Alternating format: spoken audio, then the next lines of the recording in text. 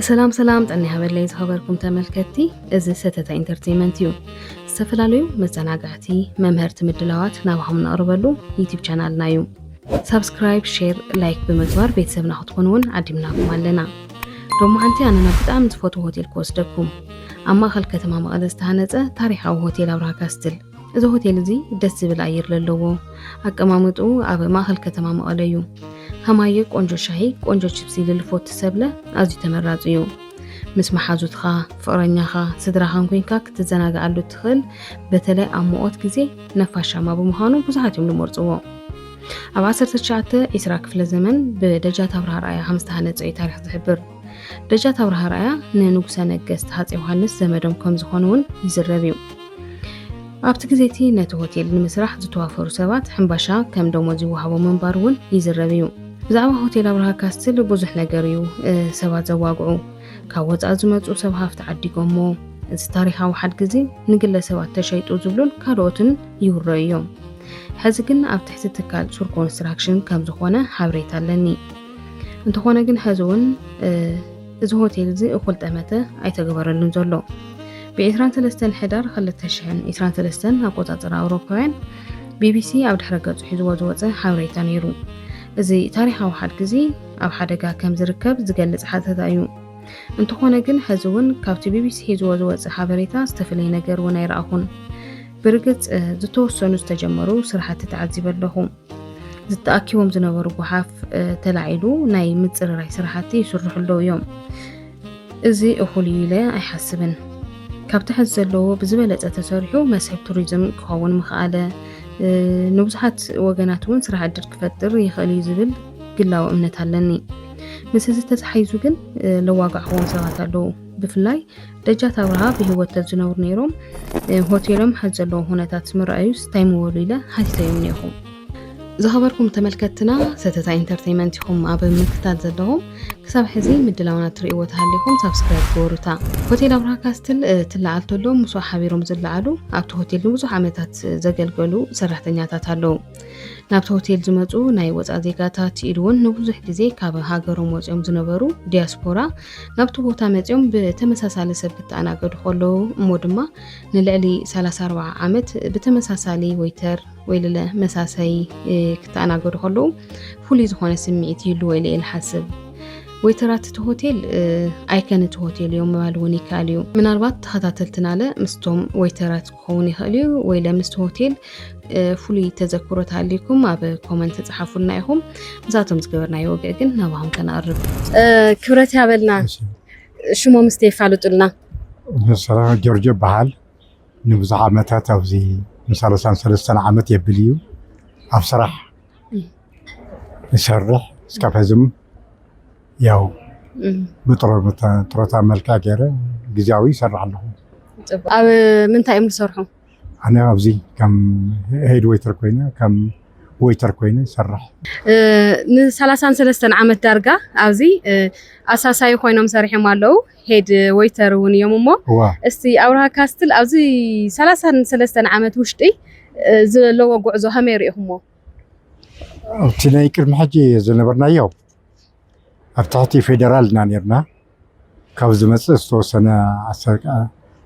10 ዓመት ገለ ክገብር እዩ እዚ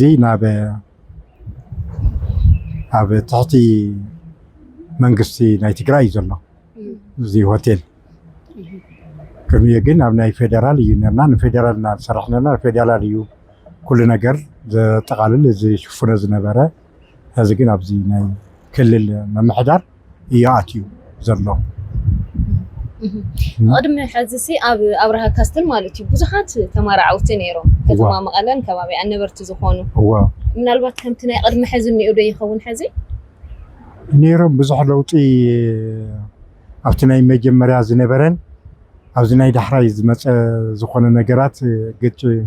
ሽግር ነይርዎ እዩ ዝገዛ እዚ ምክንያቱ ኣብቲ ናይ ቀዳማይ ነበረ ትኩረት ኣይተገበሮን ብናይ ባዕልና ፃዕሪ ሰራሕተኛታት ፃዕሪ ንገብሮ ነበርና ናይ ተኽሊ ናይ ገሉ ኩሉ ናይ ፃዕሪ ማይ ሰርሕ ነርና ካብኡ ከዓ እዚ ሓደ ምስ ፈጠረና ድማኒ ያው ናብ ከምቲ ደለናዮ ኣይከድናን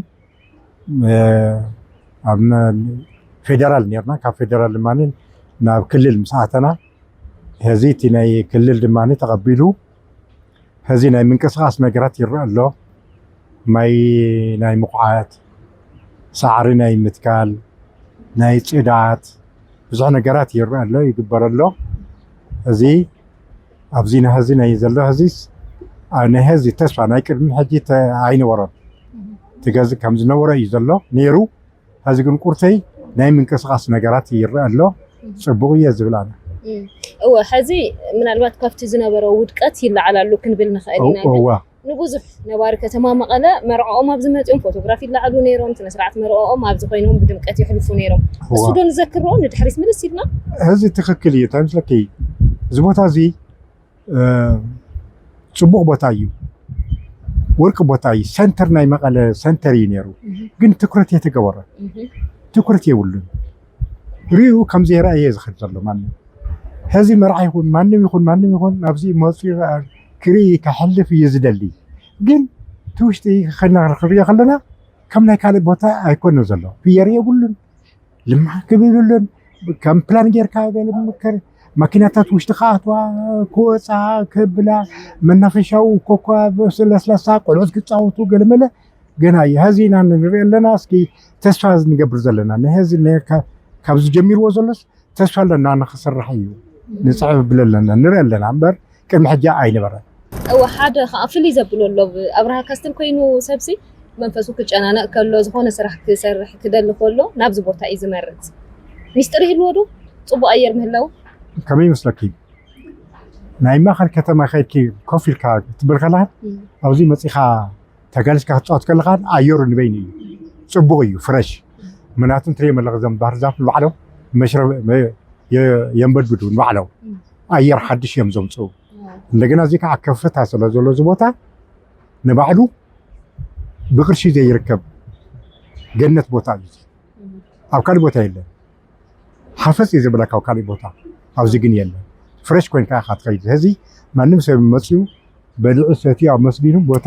ቁሩር የኽየ ናይ ፀሓይ ነገር እዩ ዘለና እምበር ቦታ ፍሬሽ እዩ ምናልባት እዚ ታሕተዋይ እንድሕር ተሰሪሕና ኸ ዝበለፀ ፍሬሽ ክኾን እዩ ዝበለፀ ንፋስ ነፋሻ ክኸውን እዩ ዝበለፀ ዛሕሊ ቦታ ክኸውን እዩ ዝብል ተስፋ ኣለና እዚ ገዝኦም ይማል ይከኣል እዩ 33 ዓመት ነዊሕ ናይ ስራሕ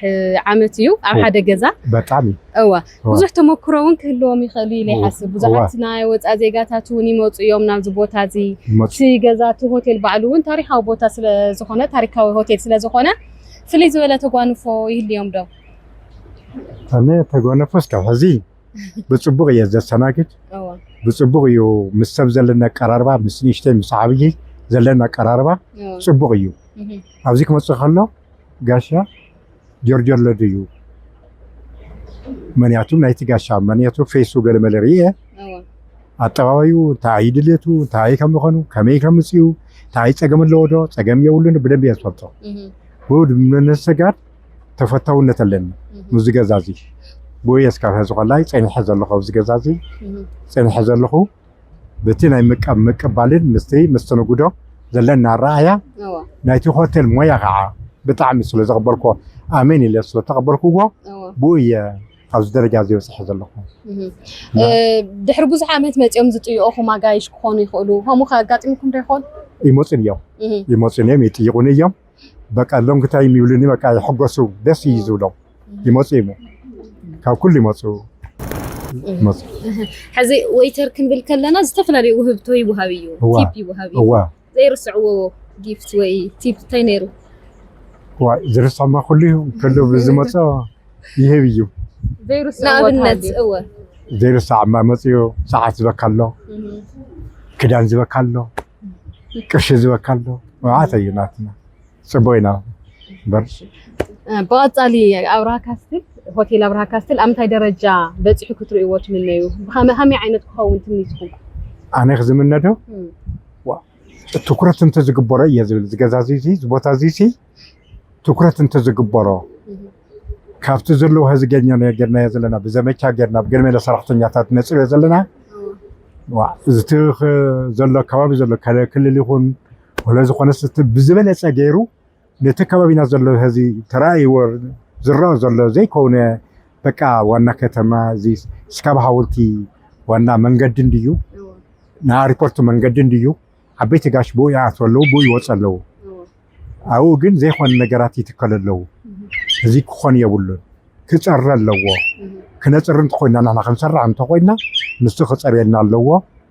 ماي كعني هلي تخلق نستي في يرخ نقبر صبو صراح كابز زلو صراحتنيا زبلت صراحتنيا كاب 7 نابي 350 ناب 300 صراحتنيا قوتر زخل درجتي جزاز نيرو دينا يتقبلن زي صقم الله زي انت تكرت انت زغورلنا صبرت نيرا صبونا سرح غزي يكونلو مننا ماشي كبرت يابلنا مو فقادኛ ስለዝኾኑ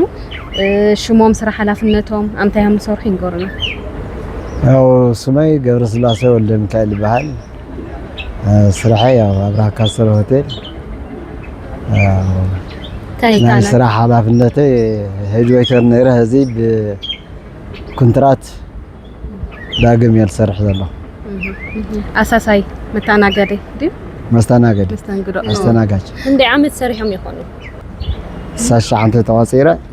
እስኪ ሽዑ ስራሕ ከውጽሩ ከለው ከጅምሩ ከለው አብርሃ ካሰል ታይ መስል ነይሩ እስከን ዘክሩ አብርሃ ካሰል ሻው ወጽር ከለው መቀለ ገና ምንም ነገር የነበረ ዳርጋ አብርሃ ካሰል በይና ዓዊ ሆቴል ዝነበረ ጊዜ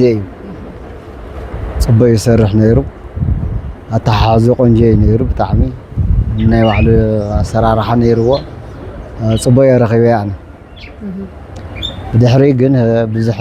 تغيير ويتسرحي خير خديه بزحري يعني ثلاثة جزية 4 جزية تغييري أبزح الساعات جن ياو تسفى نقبر سرق كونستراكشن صبا هذا جمير ولا نفس صبا درجة 5 راح رقصني جمير ولا ناي ماي موسع جمير ولا ناي حمل مرمرة كده يوم زمانه هوتيل تبلان توديس سرحيو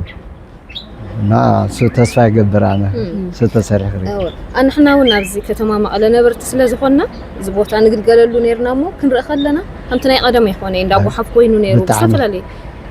خامز زخونا لو مخنيات مفلاتي كالبيخو هو تو خامز زخونا لزخالة خاب تحازاتهم مجمريا زنورو قلتات خوني خلتو وقتو خونيتاتو تقلالا بحفشاوي مالتي برده دحاني نيرو بزح زمرره يكوني نيرو هذا كنتو خونيتاتي ابلاش وزلت خونيتاتي نابو مخنياتي ازي او قراوا غزي بزحريت ماتوي زنبره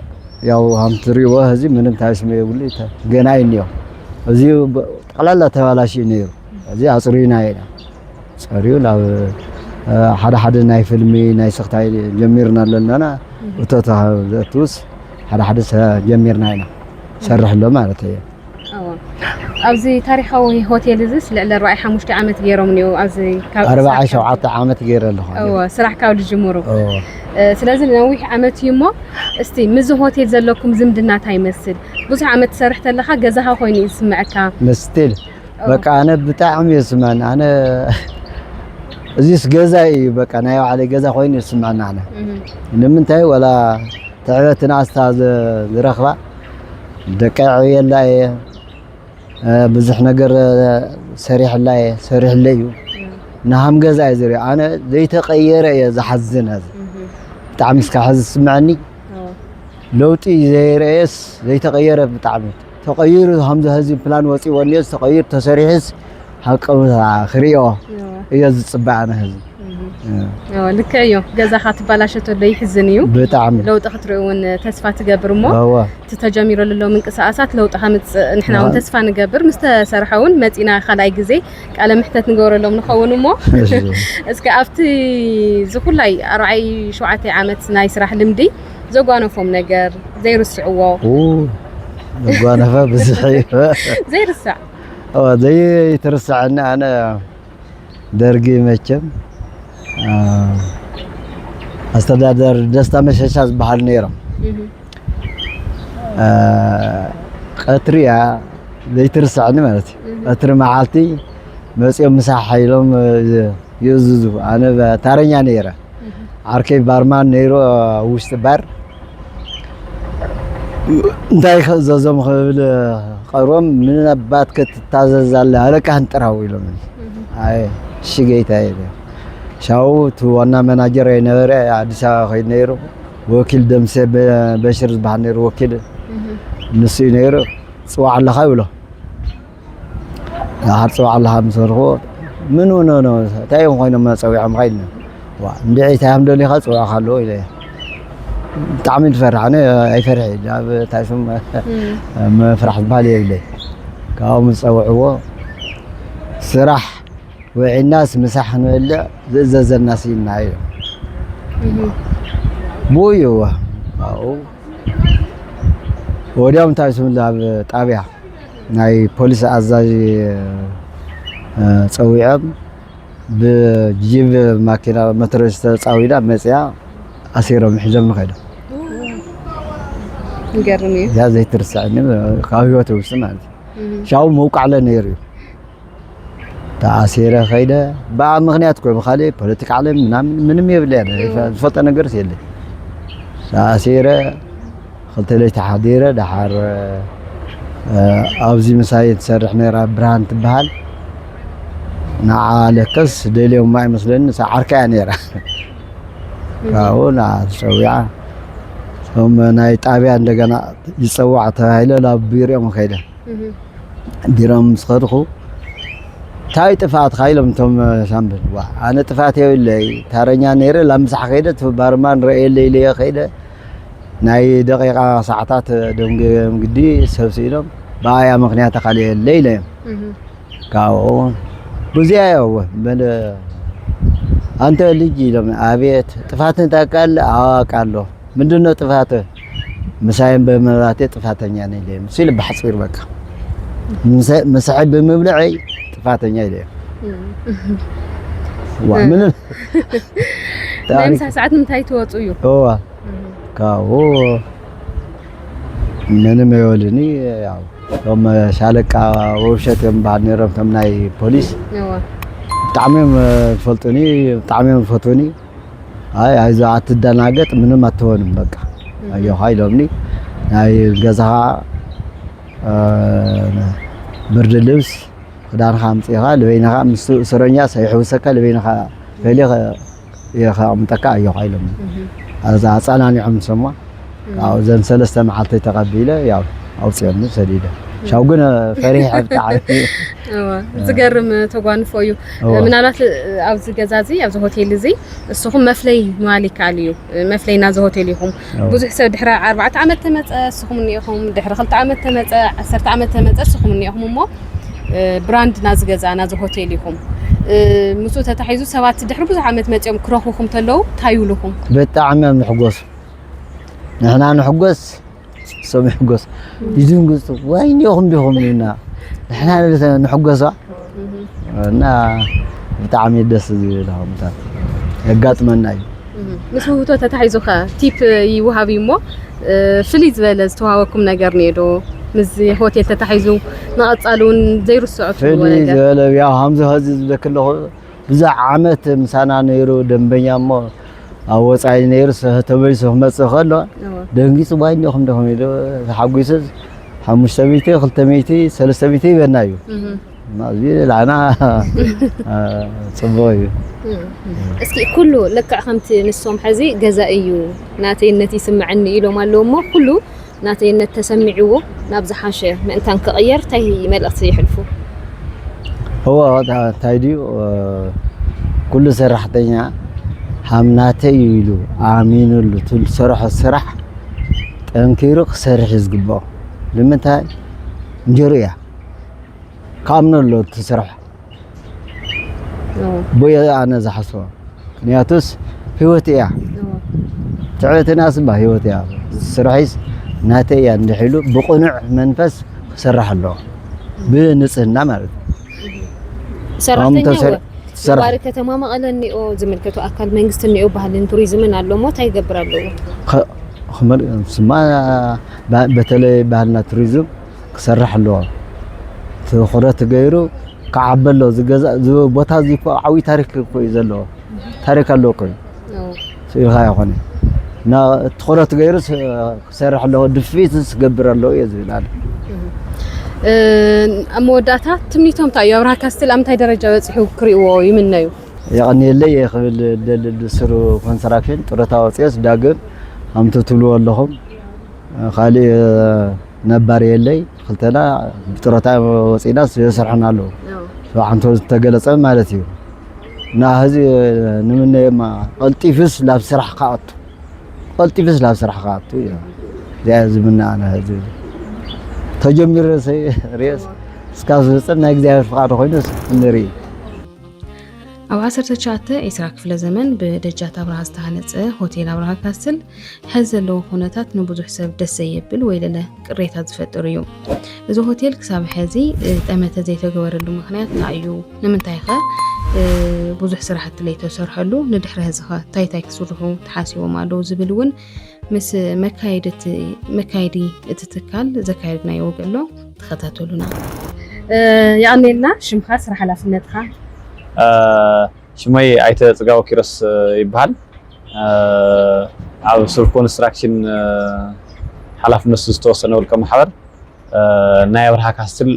ሆቴል ስራሕ መካየዲ ጽቡቅ አብርሃ ካስትል ብጣዕሚ ብዕድመ ካብ ዝደፍኡ ታሪኻዊ ዝኾኑ ሆቴላት ኣብ ትግራይ ካብ ለሎ ብቀዳምነት ክጽራሕ ንኽእል እሞ ብፍላይ እውን ኣብ ማእኸል ከተማ መቐለ ምምስራቱ ብጣዕሚ ፍልይ የብሎ ትቦቱ ኩሉ ፍልይ ዝበለ እዩ አብርሃ ካስትል ብዙሕ ታሪክ እውን ኣለዎ ግን ሃምቲ ዝቆፀሩ ዕድመይ ሃምቲ ሒዝዎ ዘሎ ቦታይ ክሳብ ሕዚ ብዙሕ ስራሕቲ ኣይሰርሐይ ዝብል ሓሳብ እኒኦ ናነባሪ ከተማ መቐለ ርእይቶ እውን እሞ ንሕና ለብዛ ዓቢና ዝተወለድና ኢና ክንሪኦ ተለና አብርሃ ካስትል ይሕመና ነይሩ ሃም ተጋሩ መጠን ቅድም ክንመጽእ ተለና ሕዚ ተጸሪጉ ጸኒሕና አጋጣሚ ኮይኑ ቅድም ክንመጽእ ኣለና ግን ብታሕተዋይ ምእተዊ ርሳሓት ተቆሊሉ ተኣኪቡ ብጣዕሚ ሕማቅ ጨና ነይርዎ ሕዚ ንኣተለና ተጸሪጉ አብርሃ ካስትል ሲታ ኮይኑ እዩ ሃምቲ ኣብ ካልእ ከተማታት ንሪኦ ዘለና ዓብዪ ፓርክ ዘይኮነሉ ምክንያት ዓብዪ ሆቴል ዘይኮነሉ መስሕብ ቱሪዝም ዘይኮነሉ ምክንያት ስጋ ሕዚ እንታይ እዩ ትብል ሃም ሓደ ማናጀር ብጣዕሚ ጽቡቕ ቅድም ክብል አብርሃ ካስትል ሆቴል ኣብ ትሕቲ ጊዮን ሆቴሎች ብማእኸላይ መንግስቲ ኢሉ ማሕደር ነይሩ እና ኣብቱ ስርዓት እሱ ካብ ሃይለ ስላሴ ጀሚሩ ደርጊ ዋላ እስካብ ናትና ስርዓት ዝመጽእ ኣብ ትሕቲ ማእኸላይ መንግስቲ ስለ ዝነበረ ትኩረት እዩ ዝሰርሐሉ ኣካል የነበረ ኣጋጣሚ ኮይኑ ኣብ ማሕበራዊ ሚድያታት ገለ ትሪእዎ ነይርኩም ትኾኑ ኢኹም ካብ 2012 ጀሚሩ ግን ካብ መንግስቲ ካብ ፌደራል መንግስቲ ባህልን ቱሪዝምን ትግራይ ካብኡ ድማ ካብ ባህልን ቱሪዝምን ትግራይ ድማ ዝተፈላለዩ ውድድራት ነይሮም ናይ ቻይና ካምፓኒታት ነይሮም መምሓሩ ነይሮም ብዙሓት ትትካል ኣብ ዋላ ልሕማቅ ለስግእ ኩነታት ልኽፈጥር ልኽእለሉ ኩነታት ነይሩ ብዙሕ ተኸራኺርና ከም ሰብ ሞያታት ለብደገ ኮይና ግን ኣጋጣሚ ዕድለኛታት ኮይና ሱር ኮንስትራክሽን ትካልና ማለት እዩ ብዙሕ ሚልዮን ብምውፃእ ላብ ሰዋና ላብ ህዝቢ ትግራይ ልክመሓላለፍ ተገይሩ እዩ ሕዚ አብርሃ ካስትል ሆቴል ኣብ ትሕቲ ሱር ኮንስትራክሽን ኮይኑ ናይ ህዝቢ ትግራይ ሃፍቲ እዩ ማለት እዩ እዚ ማለት ቅድም ክብል ኣብ ትሕቲ ጊዮን ሆቴላት ዝሃለዩ ትኩረት ዘይተዋሃበሉ ብሰም ሓደ ኢቨን ሰብ ሞያታት ክፍተት ነይርዎ ሰብ ሞያ ክፍተት ነይርዎ ክለክት ኣለኹ ትኩረት ይሆን ካብ ፌደራል ተላኢኹም ዝመፁ ሰባት ትኩረት ይሆም ኣይሰርሕሉ ነይሩ ኢቨን ቦታታት ላተቐነሰ ብዙሕ ቦታ ዝተቐነሰሉ ኣሎ ሕዚ ግን ሱር ኮንስትራክሽን ዓብዪ ትኩረት እዩ ዲዛይን ወፂሉ 3 ግዜ ዝፀደቐ ዲዛይን ኣሎ ዓበይቲ ካብ ደገ ዝመፁ ሰብ ሞያታት ኣለዉ ናባዕልና ናብ ሱር ኮንስትራክሽን ዓበይቲ ኣመራርሓታት እውን ሰብ ሞያታት ስለዘለዉ ብዙሕ በጀት ተበጅትሉ ላተሰርሐሉ እዩ ሕዚ ምንቅስቃስ ኢና እኒአና ኣትሊስት ቱዙርያ ኣብ ምፅራይ ኣለና ቱዙርያ ነፅር ኣለና ምርመራታት ይካየድ ኣሎ ሓደ ምንቅስቃሳት ለውን ግዜ ኢና ዝጀመርናዮም ናይ ሲኒማ ናቱ ምግቢ መስተ እውን ምንቅስቃስ ይሸይ ምንቅቃሕ ጀሚሩ ኣሎ ነገር ግን ካብኡ ላዕሊ ከም አብርሃ ካስትል ለዘመናት ዝፀንሕ ትካል ስለዝኾነ ቅርስና እዩ ናይ ተጋሩ ቅርሲ ስለዝኾነ እዚ ቅርሲ እዚ ሱልካ ክፈርስ ኣይከኣል ሆቴል ክሰርሕ ተሎ ሕዚ 5 ስታር ሆቴል ክሰርሕ ፕላን ተታሒዙሉ ኣሎ ፀዲቁ ስለዘለዎ ባህልን ቱሪዝም ቢሮ ኣብዚ ከመም ተኣይስሞ ኣለዉ እዮም ዝተፈላለዩ ናይ ሲቪል መሃንዲሳት ኣርኪቴክተራት ሰሙያታት ናይ ሆቴል ሰሙያታት ብዙሓት ይሰርሑ ኣለዉ እዮም ኣብዚ ክስራሕ ተለ ግን ትቕርሲ ክንደይ ኪሎ ሜትር እዩ ብስሩኸቱ ሆቴል ክስራሕ ተሓሲቡ ለለሲ ካብ ልዚ ቅርሲ እዚ ልነክእ ይኾነ ምንም ልነክእ ተይኮነ ደጋፋይ ልኾነ እዩ ዝቐፃላይ እውን እቲ ህዝቢ ብዙሕ ተኣሽሙ ክፈጥረሉ ቢዝታ ክፈጥረሉ ለይግባእ እዚ ልንክእ ቅርሲ ይኾነ ከም ናይ መቐለ ዩኒቨርሲቲ ናይ ቱሪዝምና ቅርሲ ጥበቃ ኣብዚ ይሳተፉ እዮም ኣብቲ ኣኼባ እቶም ኣመራርሓ በተለይ እቶም ናይ ሱር ኮንስትራክሽን ኣመራርሓ ኣለዉ ኣብዚ ልሕድሕድ ነገር ምይይጥ የካይድሉ እዮም ዝተፈላለዩ ኣኼባታት ማሕበራዊ ሚድያታት ላረኹምዎ ነርኩም ትኾኑ ኢኹም ልንክእ ነገር ከም ዘየለ ትትካል ግን ብዙሕ ሰራሕተኛታት ስራሕ ዕድል ዝፈጥር እሞ ድማ ደረጅኡ ብዙሕ ኣለወ ኢንተርናሽናል 5 ስታር ሆቴል ልክስራሕ እዩ ዝተፈላለዩ ናይ መሐመሲ ፊትነስ ሰንተር ነዞም ጂማት ዓበይቲ ኣዳራሻት ሩማት ዘለዎ ዘመናዊ ደረጃ እሞ ማእኸል ስለዝኾነ ኣብርሃ ካስትል ማእኸል መቐለ ስለዝርከብ ለውን ተጠቃምነቱ ልክነዕብየሉ ብዙሕ ላተሰርሐሉ እዩ በተለይ ሱር ኮንስትራክሽን ኣጋጣሚ ኮይነ ኣነ ከዚ ኣብ ትካል ሱር ኮንስትራክሽን ኮይነ ናይ ኣብርሃ ካስትል ሆቴል ስራሕ መካየዲ ኮይነ ክቁፀር ተለኹ ዕድለኛ ኮይነ ኣጋጣሚ ዕድለኛ እየ ኢለ ሓስብ ምክንያቱ እዚ ትካል እዚ ናይ ትግራዋይ ትካል ስለዝኾነ ሕዚ ቅድሚ ሕዚ ከምለይ ብዙሕ ትግራዋይ ብደገ ኮይኑ ልምንታይ እዮም ከምዚ ደይገብርዎ ገለ ልብለ ተሓሳስባታት ነይርዎ እዩ ዘተሓሳስባ እዚ ኣይርድኦ ሱር ኮንስትራክሽን ኣድሒንዎ እዩ ካብ ዝተፈላለዩ ናደገ ክገዝእዎ ነበሩ ቅርሶም ይኾነ እቶም ክደገ ክገዝእዎ ዝሓሱ ቻይናውያን ኦር ምሓሩ ተሓሲቦም ነበሩ ቅርሶም ይኾነ ኣፈራሪሶም ደስ ዝብሎም ዓይነት ትካል እዮም ክሃንፁ ነይሮም ኣጋጣሚ ኮይኑ ግን ከምቲ ዝበልኩ ኩን ዕድለኛ ስለዝኾና ናብ ህዝብና ዝተመለሰ ትካል ቅርሲ ስለዝኾነ ሆቴል ስለዝኾነ ዕድለኛ እየ ለብለኒ ለለ እዚ እዩ ካብዚ ብምቕፃል ግን እቶም ወፂኦም ዘለዉ ፕላናት ሕዚ ሓደ ኢልና ጀሚርና ኣለና ሕዚ ምርመራታት እኒኦ ከምቲ ትሪኦ ኣለኽን እዚ ሓመድ ምርመራ ይካየድ ኣሎ ማይ ተኳዒቱ ብዙሕ ቅርሺ ወፂኡ ማይ ተኳዒቱ ኣሎ ማሕበረሰብ ተጠቃሚ ዝኾነሉ ካብ ሕዚ ጀሚሩ ተጠቃሚ ዝኾነሉ መንገድታት ይልማቻች ኣሎ ካብኡ ፅሬት ድማ 360 ዙርያ ሙሉእ ኣብ ፅሬት ኢና እኒአና እቶም ዙርያና ዘለዉ ቆሻሻታት ብዙሕ ክውገድሉ ግብኦም ነገራት ነይሮም ሕዚ ጀሚርና እኒአና ዳርጋ ልነውሕ ግዜ ወሲድና እዩ እዚ ክነፅሪ ኣነ ካብ ልመፅእ ኦልሞስት 10 ወርሒ ከባቢ ገይረ ኣለኹ ናብ ትካል ሱር ኮንስትራክሽን ካብ ልመፅእ ኣብዚ ክነፅሪ ብዙሓት ፈተናታት ኢና ሓሊፍና ሕዚ እቲ ማሕበረሰብ ለ ይቕበለና ኣሎ ክፀሪ ተሎ ክንሰርሐሉ ተለና ይቕበለና ሕዚ ብደገ ለለለ ብውሽጢ ለለለ ንሃንጊ ቦታ እዩ ኮይኑ ነይሩ ኣብ ውሽጢ ሃንጊ ካራ ሒዞም ገለ እዮም ሰብ የሳቕዩ ነይሮም ደቂ ኣንስትዮ ብዙይ ክሓልፋ እትዮም ይወቕዎን ብኻራ ይወግእዎን ፕላስ ሞባይልም ይምንጥርዎን ቅርሸን ዝተመንጠላ ብዙሓት ኣብዚ ነይረን ሓጊዝና ኢብን ተይቃረየ በልናየን ማለት እዩ ሕዚ ክሪር ኢና ጌርናዮ ቆሻሻ ዝበሃል የብሉ ብድሕሪትና ለለለ ንዘር ኣለና ኢና ሕዚ ኣብ 3 ወርሒ 4 ወርሒ እዚ ሙሉእ ኣፅሪና ክንውድኦ ኢና ልብል ተስፋ ኣለኒ ጀሚርናዮ ኣለና ዝተጀሚሩ ዘሎ ምንቅስቃስ ድሕሪተይ ንምልሰይ ከም ትካል እውን ሱር ኮንስትራክሽን ዓብዪ ሓገዝ ስለዝገብረና ኣሎ ልድሕሪተይ ኣይንምለሲ ለተዋውዑ ውፅኢታት እውን ይገብረልና ኣሎ እዩ ቅድሚ ሕዚ ናይ ማይ ችግራት ዓበይቲ ናይ ማይ ችግራት ነይሮም ከም ሰራሕተኛታት እውን ከም ካስተመር እውን ንሳqa ነርና ሕዚ ማይ ተኳዒትልና ኣሎ ጀሚሩ ኣሎ ሓደ ኢሉ ኣዳራሽ ገለ ከዚ ክንሰርሕ ኢና እንዲያም ደንጉዮም ይሸባሸብሎ ሕዚ ብዛዕባ እሱ ኣኼባ ኣብዚ ነርና ዓንቶ ምሕመስታት ዝስራሕ እዩ ብጣዕሚ ተጠቀምቲ ንኾን ኢና ከም ተጋሩ ኢለ ሓስ ከም ሰራሕተኛታት ድማ ብዙሕ ሰራሕተኛ ኣለና ኣብዚ ልዕሊ ቋሚ ኮንትራክቲ ብዙሕ ሰራሕተኛ ኣለና ልዕሊ 84 ከባቢ ሰራሕተኛታት ኣለውና እዚኦም ትካል ሱር ኮንስትራክሽን ሓደ ተይተቐነሰ እስካብ ሕዚ ሓንቲ ደመወዙ ሞቶ ይጎደለቶ እተን ማሕበራዊ ጉዳያት ዝፈቕደን ከም ናይ ትእምት ትካላት ብምልአን ሓንቲ ነገር ተይጎደለቶም ኩሉ ብልተማልአ ስራሕ ላስራሕና ኢና ንርከብ እናቱ ሰራሕተኛ ሕዚ ኣብ ዝለዓለ ሞራል ኣሎ ብጣዕሚ ሞራል ኣለና ዋላ ካብ ባዕለ ጀሚሩ ደስ ዝብሉ ምንቅስቃሳት ስለዘለዉ ናጋንጎ ኣብ ዓድና ማእኸል መቐለ ኣብ ኢንተርናሽናል ሆቴላት ንሰርሐሉ ዕድል ይፍጠረና ኣሎ ማለት እዩ እዚ ማለት ግን እቲ ማሕበረሰብ ብጣዕሚ ተጠቃሚ ክኮን ብዙሕ ኪሎ ሜትራት ተጓዒዙ ልኽዝናነ ለወፅ ነበረ ኣብ ኣብርሃ ካስትል ማእኸል ካብ ናይ ታክሲ ናይ ዝተፈላለዩ ነዳጃት ወፃእታት ቆጢቡ ኣብ ቀረባ ሰንተር ኣብ ማእኸል ከተማ ስለዝኾነ ኣብዚ ዙርያ ዘለኽን ቤተሰብ ማሕበረሰብ ድማ ተጠቃሚ ይኾን ኩሉ ማለት እዩ እና ኣብርሃ ካስትል ብተፈጥሮ ኣቀማምጡ ሎ ምቹ እዩ ንምዝንናይ ብጣዕሚ ምቹ ዝኾነ ሆቴል እዩ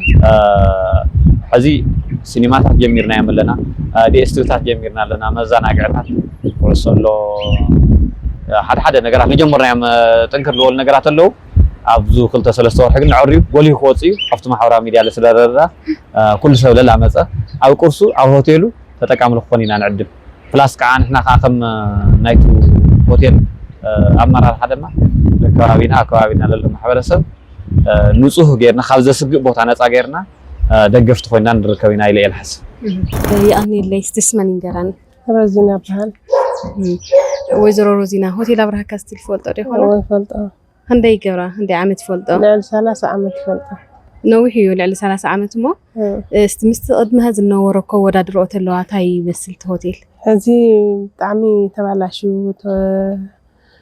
ቢሉ እዩ ደሎ ዋላ ሓንቲ የብሉን ተቐራሚሙ ፍርቅያ ተሪፋ ንእሽተ ናብታ ማእኸል ጥራሕ ቀደም ገፊሕ እዩ ነይሩ ካብ ጫፍ ናብ ጫፍ ነይሩ እዩ ሕጂ ግን የብሉን እቲ ቦታ ልስት ተሸራሚሙ እዩ ተሸራሚሙ ተወዲኡ እንደገና እንዳጓሓፍ ኮይኑ ደሎ ሆቴል ኣብርሃ ካስትል ታሪካዊ ሆቴል እዩ ምናልባት ደጃት ኣብርሃ ህዝቢ ህይወት ተትሊ ነይሮም እንታይ ልብሉ ይመስለክን ይሓዝኑ ኣይኮነን ንሶምስ ንዓና እውን ሕዝነና ኣሎ ንምንታይስ እቲ ሆቴል ብናይ ዓድና ደረጃ ቀዳማይ እዩ ነይሩ ቀደም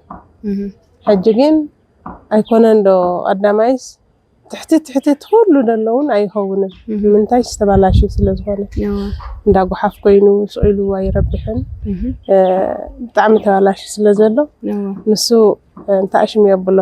ንዕኡስ የትሕቶ ተቐደም ተትኸውን ነይሩ ማዕረ ናይ ወፃኢ መፅኦም ይሓድርሉ ይዘናግዕሉ ታሪካዊ ቦታ ስለዝኾነ ይመፅዎ ነይሮም ናይ ውሽጢ ዓዲ እውን ኣብኡ መፅኦም ድዕርፉ ነይሮም ካብ ወፃኢ መፅኦም ኣብኦም ድዕርፉ ነይሮም መርዑት ኣብኡ ይሰኣልሉ ነይሮም መቐለ ህፃናት እቶም ህፃውንቲ ኣብኡ መናፈሻ ነይርዎ ኣብኡ ይዘናግዕሉ ነይሮም መፃወቲ ናይ ቆልዑት ነይሩ ሕዚ ግን እንዳጓሓፍን ግዛዕ ምዛዕን ይኮይኑ ደሎ ምንም ቦታ ይብሉ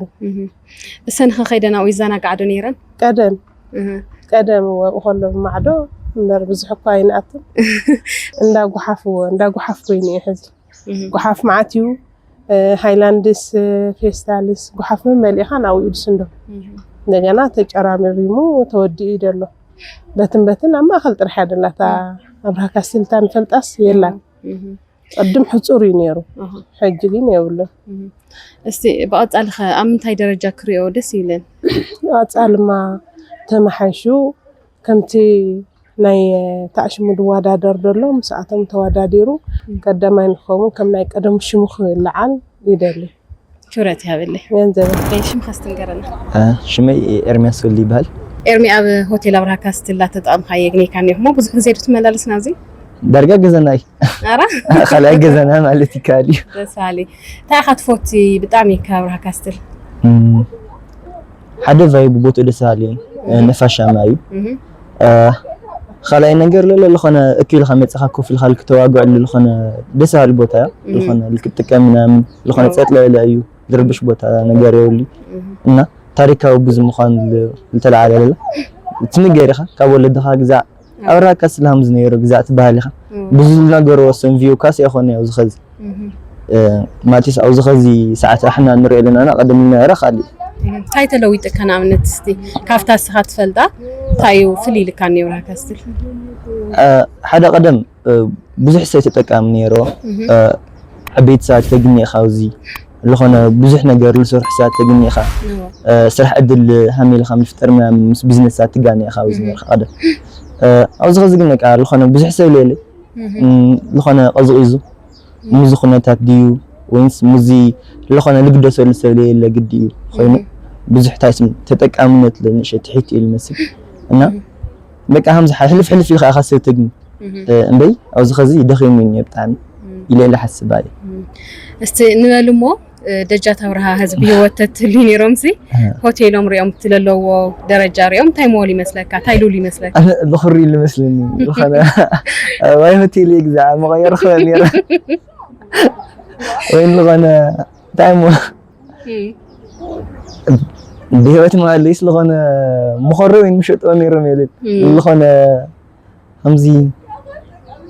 مس بزبوطها تريد الخطامي سفح أحمبرت مغلينيا مالتيس أو كل ما أخلي أو زخون خاكل فيوس لسالي هاولت بقول يعني أمنا أو زخون خلاوت للرابط أيو لبزح بوتها باللاج أم عمنا لقان بوتاي مالتيس أو زخون خاص بزح فيو تريلي قلنا همز التحساء يخونين يا أخذ مالتيس بزح التسرح ولا همز بس يخون لخون قال تعاتي نيري همزي بسر كونستراكشن كسرح من جزء أنا قل منهم إيش كأخذ التسرح وين حدل تهليل مالتيس لخون كأزلنا بعلوكاس لخون لها سيسي يموت سخذ من متحدث نجاري لي نعم نا أوراكاس الهمزي نيرو إلخا أواقع مخالد خاكاس لغاز ألدك همزي أوراكاس الهمزي نيل خاك تناجرس لخون يخيبك يا مزي ولد دخل نجور خاخت نجرم تخل بس زا خل لك نجرم ما يدخل بتشا خزك أدنش إذن تخل تعت بتشايني وأخذ من تسرح النجار اللي مالتس ما أخلوت أتتكون نيري لخون بزح نجار كسرح نيري وشتو بزح بوتالي سيل شوفنا همزي أدس أخذ اللي معتنا من البال أما أنت كسرح نيري اللي الحسن نيري بيش كأخذ النجار اللي يا خاتي استي نقط علي هم يكون دسي لك هم ستكون تولا نجار نيروز هوتيل زي ياو بزح تحسين ده همزي بايزي أوزم أما قال أنكتات البوتات حدا راكسل مالتيس أو راكسل تبال تلس قدمت مقالات تسوع سمينات كوخو تبال تلس أو راكسل تهيل تسوع الناس أو راكسل بزح نجار إيفنتات تزجاج تخلي خامنا بزح نجار تسرح تخلي خام بزح عدل نورسات لكاس مقالة موسمس حالة تايتالس أو راكسل سل بهالموزحات جزي بهلاوي مزم خان مزلت أنا حنجار لا نا بهلاوي مخنيات لسل تسرح زجاجاتي منذ أمنا من التريت اللخا بهلاوي كاو أو جنو بعد تريت النخاس أو جنو سلخا همزي بزح مزناني نجارات جيم زون همزي في اللولا لخان همزي شجر نريل نخزي لخان همزي نعدا من المكاس بهلاوي غير صريح وني كان التوسد تاريخي نيرجنا ناس اللي سرحنا لي إذا أستاذ بزح بوتايني كفتت بس زي قشاش أخذ خوين له سراري خامنا من بزح نجار كسرح كال مالتيس ما أخذ مزانا أجمع منسي أقول بوتايني أخذ منسي همز غير أخذ سمع بس منسي يصبوني وعيل سيتفلت ما تسمع لي فلت أنا أوزخ زين لو علم مخنيات بوتا تفوتير خلي منسي لا تلوت المسنا أو راكس بزح نجار كسرح يخالي مالتيس بزح كفتت بوتا للس بزح نجار تستحقل تخلي إلى حسبايا يعني اللي فأدنيا سلازو خونو شو ما مستيفالو تلنا سموي هالك حساجر ما يبال كاستل كم معزيم الفلطوا قدمت لي الفلطوا أنا هاوزي سرع وقاعة عصر شدشتل على عمت أورها كاستل تقدم لنورون هزل اللو وانتاي مثلا فلالايو قدم سلامنا هاللو جزيه تعني أديس أبابا خوينام تروستي بوتا حازلنا ألقى حازلنا اللولو وصبق علات صبوا صراحتين كاساسي نيرو ايوا دحرن تبلوناي زو خوينات زي مسل على غزياوي زو نعي مسل على غزيه جن تو زنقاساس نبره بصراحه يكون كل ነገር يكون لا تداخم خيدو مسوناي مستداخموناي بزح غزينا وتادرنا توزي وتادر عليهم له يموت نيرو او زي خنب غيرهم نيرو أفترس خام بقى عندي بالشتاء هذا نيرو دحري عاوزة هذا جزيرة المصلو حدش مناجر وناي تصبق لزبوتها لخنصه لخسري وحافنا برا بتسرح تنيا ناجرة تيزو وحات مش أو سمنا مسوم من تسرقة أو تصبق تصرية ملكة أو تحول حزخ قدم حز أيامي يسمون عبي ولادنا داخوني تمرعوتي مسؤوني رامي منافسي تعني حزخ خام ودوني خام قدم بزحي زمصنير حزنا تداخماي مستخونات تتحاز قد وينو هزل قنساي خفتم ناي قدم مرعو زنورو اب قدام السنبت مع زبوت هذه علق يزنير ولا بترستي ولا بمرعو بكل نجار لو ممكن نقنساي تايخون مخنياتو تايخون مخنياتو مسناي درك زيت اسديو ويك عمستناي بلشت خوزو تادرمو خوزاتو لوزي قحاف محاف كاول خون خام بخاول خون ديو استخونتات قد خون لا تداخم يشاحز زلو ግን ኮይኑ هوز هزم انقسقاس زلو حدش بلان حدش قرص غيرنا مسرحينا لمثل زقاساس زلو قلو تسفالو دغنا ونا بزه هزم مصيو زل حدش مناجرو ناي ማይ ከስቲ ማይ ስለዘይ ውለው ዝቦታ እዚ ናይ ባዕሉ ውህተማይ ይውልን ብቦጥ ላምፀ ምስ መራሕቱ ላ ተሰማምዐ ቁሩት ሓጋይ መሬት እናሃሎ ቁሩ ለምዕ ርእይዎ ኣሎ ፅርየቱ ይኹን ለምዕ ይኹን ርእይዎ ኣሎ ታዮም ልፎትዎ ኣብሊጾም ካብ ብርሃ ካስትል ካብዚ ሆቴል እዚ ካብ ብርሃ ካስትል ተይኮነስ ካብ ትግራይ ቅርጹ አቀማምጡ ሁሉ ነገር ጽቦ እዩ ቦታ እዚ ንፋስ አየር ይኹን አቀማምጡ ይኹን ልዕሊ ተሃገር ሰሃገር እዩ ልዕሊ ተዓድስ ዓዲ እዩ ምክንያቱ ካብ ኩሉ ቦታ ዝተመረጸት ኮይና ኣነ ዝርየኒ ብርሃ ካስትልስ ልዕልነት ዘለዋ ቦታ እያ هذا للو درجة خطبوا إلهم ده حسوا أو زه للو درجة جزيلة يصبغ ما هم غير هتصبغي جزيلة يصبغ يصبغان جزيلة أنت تصبغوا جزيلة أنت هو كم تهز بلانن كرسين نقول سر حزلو تتفصيمه أوبر لعل صبغ مسيو تزيل لكن بتسفامبر كم تهز للو صبغ يخليه خيل جيدا حق تغين مالتي اسكي سناي تمنيتي من نيلو خم تقدم بزح تتقام خمت غوبناي خمت تمارعوتي مناسيل ازك زناغو منتن يمن نيلو اسكي نبرها كاست بتعني انا زمن نيلو كم هيوتينا كم تناولك بيت غزالاتني كم تناولك غزا بيت لختعبي لي دقين زرزر دقين انا كنت حالفه اصبي اصفح في لمعي تكون اللي طرح من هذا غزازيا خنياتها دجزما تبرها بعبي قرصي صريح مو لا انا لما حاولتنا انا حزب تግራይ حاولتي يزو بوتازي قرصنا هي حزب تግራይ ብዙ መልክዕ ግን በጣም የልሕጎሰሉ ጽቦሉ ኸው ክብረት ያበልና ኸመርኩም ተመልከትና ሆቴል አብርሃ ካስትል እቲ ወጽሉ ዘሎ ፕላን ምስተሰርሐ ደጊምና ነባኹም ከናቅርቢና ዝብል ተስፋ ኣለና ቀጻሊ በኻሊ ቪዲዮና ክንራኸብ ክሳብ ሕዚ ምሳና ስለጸናሕኩም ነመስግነኩም ቻናልና ሰብስክራይብ ምግባር እውን ቤተሰብና ሁኑ ሰላም